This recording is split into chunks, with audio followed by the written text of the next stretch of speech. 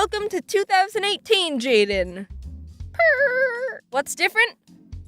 Nothing yet, I don't think. If you're like me and don't plan on doing anything extraordinary this year but still want to spice things up, I have a few suggestions. You know me, living life on the edge. I'm exciting, I'm adventurous. Of course, the best way to make life more interesting is to induce a variable of surprise and the unknown. In 2017, I conducted my own apple research.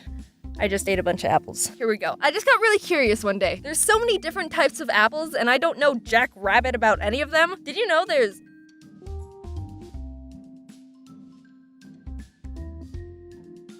What the shit? Did you know there's 7,500 different varieties of apples? 200 in the US? Because that was the first time I actually Googled it. I didn't eat 7,500 apples last year, but every week when I went to the grocery store, I'd get a different type of apple I hadn't had before, so I'd be learning about a new apple every week. It sounds stupid, but shut up, I learned a lot about apples.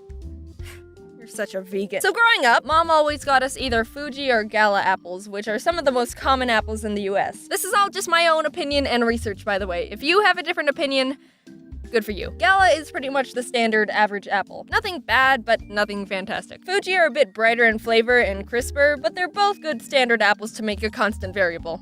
Ha! See, I learned something in 7th grade science. Now, yes, this is happening. Back again with another legit food review. Golden Delicious are softer and less sweet than Fuji and have more of an applesauce taste. I'm aware of the irony in that description. Crips Pink or Pink Lady apples are firmer than Fuji but more tart. I don't like Red Delicious. They have a thick skin and mediocre flavor, and if you get a bad one, they're super gross and spongy. Everyone knows Granny Smith. She's green and tart. Sugar Bees are a lot crisper than Fuji and, like the name suggests, super sweet. A top tier apple. Envy tastes pretty much like Sugar Bee. Call me apple racist. Jazz apples were a disappointment, mainly because I thought the name was cool and the grocery store had a fun little name tag for them. They didn't taste all that great. Ruby Frosts, no wait, I'll go faster, have thick skin and are kind of sour but not as much as Granny Smith. Pacific Rose are my favorite and the best apple. If anyone tries to tell you there's a better apple, they're probably right because they only tried like 15 out of the 7,500 varieties, which is like 0.2%, but these are the ones I buy all the time now. Honey Crisp apples are crisp. Nah, they're good, but they're more expensive. Peru apples are really crunchy and taste like a weak Gala. Rockets are super small and have a unique aftertaste. Macintosh are surprisingly super soft and sweet and taste nothing like a computer. Braeburn, also known as the worst apple to ever be genetically created. I tried it for the first time and was like, ugh, ew, whoa, what the freak? Like, it's trying to be sweet, but also tart at the same time, and it's like, just pick one, you're just a dumb apple. Apparently, they were created by accident and are a hybrid of Granny Smith and Lady Hamilton, so they're not even supposed to exist. Jeez, Granny Smith, use protection. But, I mean, to give them credit, that's pretty progressive considering it was the 1950s. Apparently, Braeburn is also a My Little Pony character. Anyway, avoid at all costs. I hope all the Braeburn trees burn in a giant fire and rebirth into Pacific Rose ones. So now you're an apple master.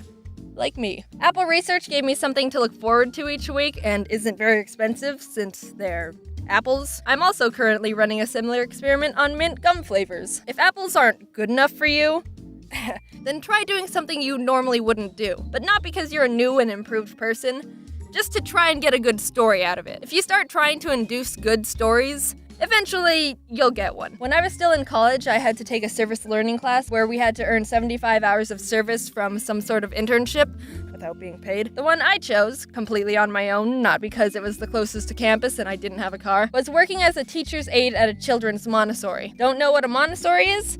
Me neither when I took the internship. It's a children's school where the teachers focus more on letting the kids learn things on their own more naturally than traditional teaching methods in elementary schools.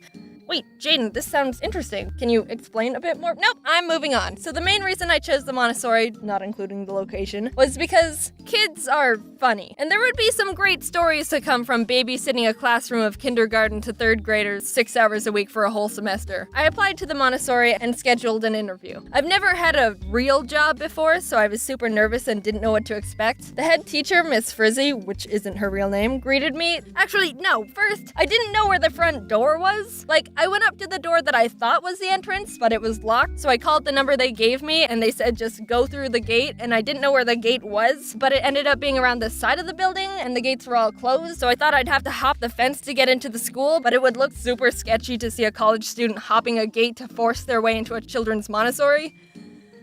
But I figured it out. So I met Miss Frizzy, but not in our own room. It was in the middle of the kids' class time when they were all running around with books and puzzles. She was like, "Hey there, nice to meet ya," and pulled out a kid's chair because they didn't have anything else. I sat down and my knees crunched up to my chin. It was a lot more casual than I thought it was gonna be, and probably should have been. There was one part where she was like, "Do you have first aid training? You legally need to have that if you want to work with children." And I will not confirm nor deny the possible first aid training in question, but yeah, we might have brushed over that one. Anyway, I got the internship, arrived the first day, and no one told me what to do. I was like, "Hi, how can I help? And also, how does everything work? Because I know nothing."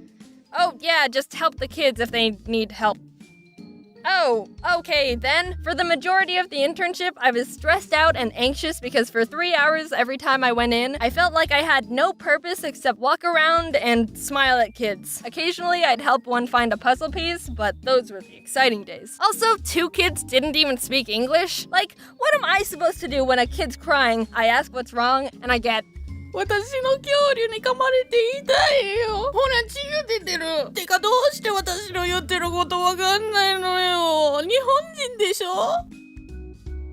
For an hour, the kids would have lunch and then go outside to play, and that was more manageable because I just had to make sure none of them backflipped off swings or something dumb. I could also pass the time and prevent insanity by sweeping sand off the pavement. My favorite memory by far when I was there was when a kid got stuck in a bucket. We just hear, "Help!